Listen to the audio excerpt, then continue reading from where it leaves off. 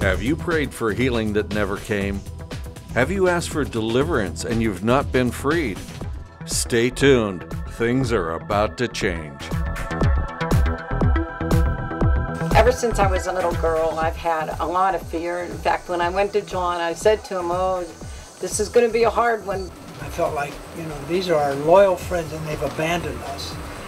And it suddenly dawned upon me that there has been an abandonment that I have lived with that came way back. People with deep emotional scars, people with woundings from decades previous, people with very serious traumatic emotional problems. Hi, my name is John Kowalczak. I'm the director of the Isaiah 61 Ministry Center in Waterford, Pennsylvania. I'm here today to share with you some of the exciting things that God's doing. Today we are going to see people's testimony and how God has set them free from different fears, different problems emotionally, physically, and I want you to stay tuned and stay with us today because you're going to see things happening and I believe that God is going to reveal some things to you that will help you in this time to find freedom. I had a very serious heart condition. It affected my life completely. I wasn't allowed to exercise. Even in stupid ways like running to the car in the rain, I would feel out of breath. Some of the solutions that I want to share with you today, we find two areas. But the first area I want to just discuss a little bit is the sins of the forefathers, called the iniquities. Iniquities is a problem where the sins of the forefathers are passed down from generation to generation. And we know it says 4 generations, and in Deuteronomy it talks about 10 generations. But even in this 4 generations, any time in that 4-generation gap that sin is again visited upon the children of the 3rd and 4th generation, when they sin, that continues on now another 4 generations.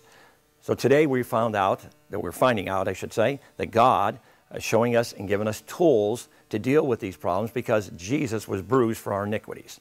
And so when the bruising, which is an internal, not an external, but an internal condition. So when we find that people are doing the same things, there is a generational problem.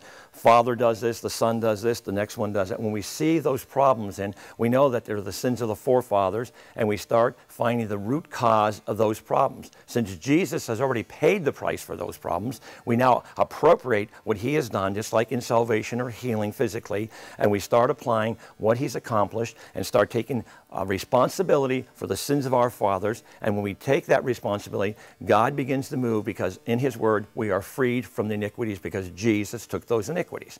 So we find iniquity not only works with physical problems but hereditary problems, and we see diseases being passed down and all kinds, even emotional problems. So dealing with these iniquities, which we talk about later, to give you more understanding about that, is one of the areas that we find that God is showing us as using it as a tool to set people free. Because in Isaiah, he did say he comes to set the captives free.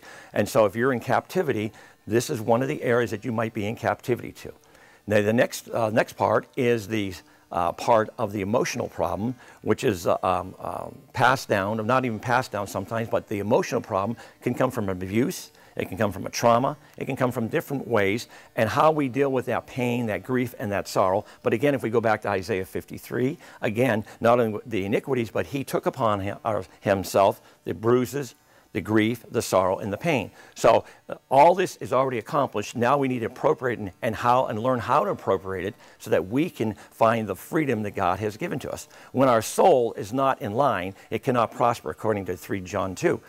When our soul is prospering, then everything in us is lined up and we shall be in health. So again, when the soul is out of whack, being from the emotion, the trauma, the abuse, and that could be any type of abuse, we find that we are not functioning and we are misfiring, we can put it that way, and we're not flowing and we're not in connection and we're not connecting to God in the way God has created us to be. So in the ministry, we've tried to find the root problems of what's happened and deal with those root problems.